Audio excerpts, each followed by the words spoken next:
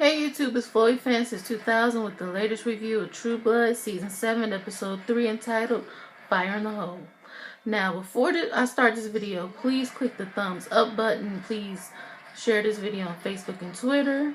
Okay, let's get into it. It starts off with Eric and Pam, and basically, Eric is giving up. He wants to die. He's lived for 1,000 years, and he really isn't willing to go back to Bon Temps.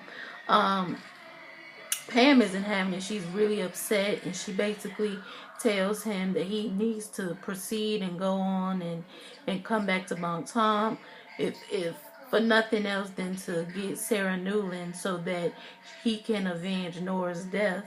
And basically he agrees. He says okay, and we get this flashback. Oh, before I say that, she actually admits that she did feel when Tara died the true death, and that she was sad. But instead of return to Bon Temps, she decided to continue searching for Eric, and basically they show this flashback of him and this human named Sylvie and Paris, France, and basically he was in love with the girl, and basically he finds out about the true blood from Nan Flanagan, who tells him about the synthetic blood that he doesn't have to feed on humans. And I thought this whole flashback, I thought it was okay. I thought it could have focused more on Eric and Pam instead of the whole Sylvie. They didn't have to show him in another relationship with a human, because it really came out of nowhere. It came out of left field. Was very unnecessary, just to me. But anyway, he's really in love with the girl, and he basically tells Nan Flanagan, "F yourself. I'm gonna sleep with Sylvie and do whatever I want to do." And Pam is having a fit because she's like, "You could bring her with, but don't continue to do what you're doing." And the people who make True Blood, the Asian people or whatever, they come and they they want to kill Pam or either Sylvie, and Eric has to choose. He's like, I don't want them to, either one of them to be killed. I'll sacrifice myself. And they go, "No, we want you alive." So of course he chooses Pam and not Sylvie. But for me, it seemed like it wasn't drawn out long enough. It seemed like it was very fast. He was very upset when Sylvie got killed, but I just thought this flashback could have been better. Season 5, had the Eric and Pam flashbacks, and I really loved it. And I didn't really love this flashback, so that was that. And she basically was just like, "Do you regret your decision by keeping me alive?" He was like, "I made the only decision I had to. I had to keep you alive. You're my progeny." And that was Eric and Pam. I really hope Eric survived. I don't want him to get killed off. But so many people are dying, you never know who's going to live or who's going to die. Bill and Sookie. Sookie ends up going to Bill, trying to get some of his blood, I guess, so he could protect her. And basically, she ends up in the car with Bill, and she asks him, "Why can't you feel my, you still have my blood inside me? If I ever got into some trouble, would you be able to sense, my fear? Why can't you sense my fear anymore?" And basically, Bill tells her, "Well, when I saved the vampires, they almost drained me completely. And if it wasn't for Jason and Jessica, I would have died, So basically, she is kind of hinting that she wants to be back with Bill, but she's still with Alcide. And she even tells him, "I have a boyfriend. It's not like I'm not, I'm not trying to be unfaithful to him. I just need your help." And I was just like, so you want to be back with Bill. This is why I'm not here for her. And Alcide, I think it happened all of a sudden, and he deserves so much more, But anyway, they go to this place, this outside in the forest somewhere, where she basically wants to be vampire bait and lure the vampires. They have V there so they can kill them. Basically, she tells Bill about how she went to Six Flags once and was on this ride, and it was okay, it was scary, but the wait is what scared her the most. Now she feels like the wait is killing her right now, so she cuts herself, and just to lure the vampires there more, because they can smell her blood. And she basically told Bill, I do love Alcide, I love him truly, but I feel like I don't love him the way he loves me. And I was like, amen, you're finally admitting it, because I've always known that to be true. I always could tell that he loved her more and she didn't love him the same. But basically she tells him that, and he was just like, love is complicated. I mean, you've been through our ups and downs. And that was Bill and Sookie. All right, next I want to talk about the Heavy Vamps, and basically um, Mary Jane Bohouse, or whatever her name was, and the rest of the people are still down there. And you know, Holly is trying to conjure up some spell to get them out of there. Anyway, the Heavy Vamps find out about it. They go down there and they get her out of there, and they want her to go out with them. I guess to do some hunting or something. I really didn't understand that part. Why let her out? But anyway, I think they were planning on killing her. But anyway, that's what happened with that. This whole Heavy storyline really is not anything a good plot point for the final season for me. I feel like they could have had something better. But anyway, moving on. Okay, what are some? Oh, Sam has a moment with the pastor, and basically he ends up, confiding in him and telling him how he just really is losing faith and trying to keep the faith, trying to help find, his baby mom and his baby. And he gives him some kind words and tells him to continue to look.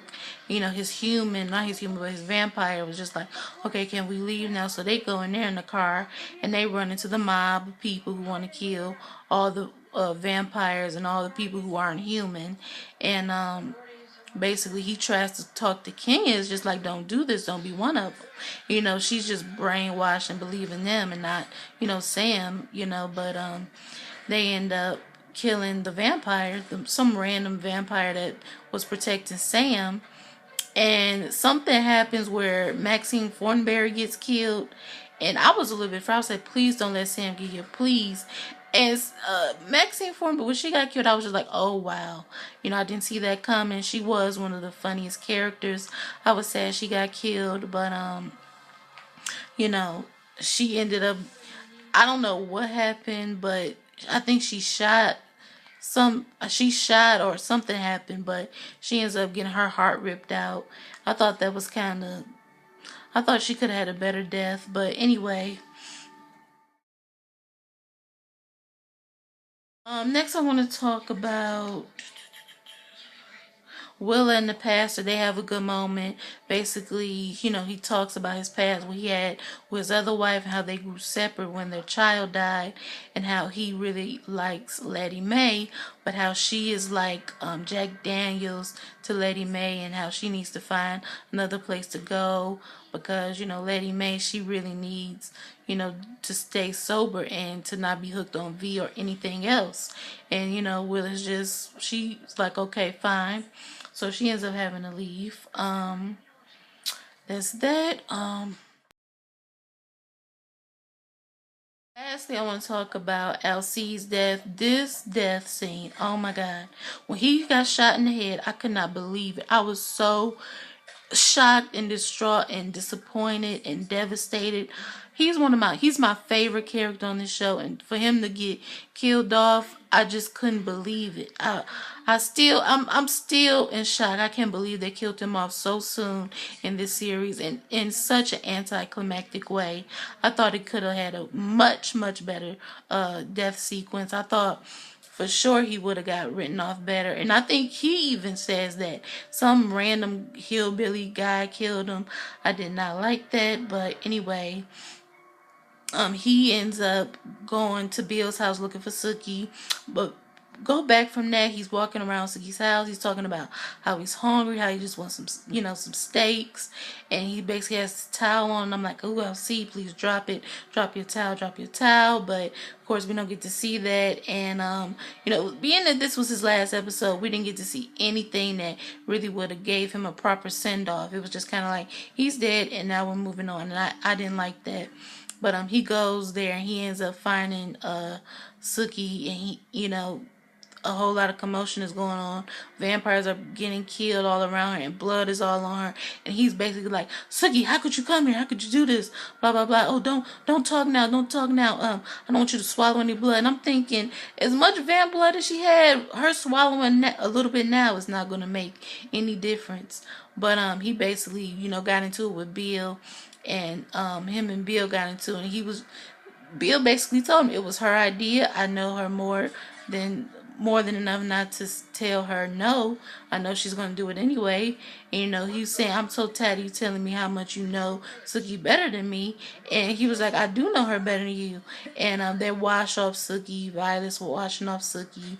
And basically, a whole lot of commotion happens. And a hillbilly white guy ends up shooting LC in the head. And oh my God, everybody just crowds around him. Suki's just crying and devastated. And basically they say, turn him. We can turn him. And she's basically just like, no, he's gone, and he's not coming back. And, she basically, I think, kind of blames herself.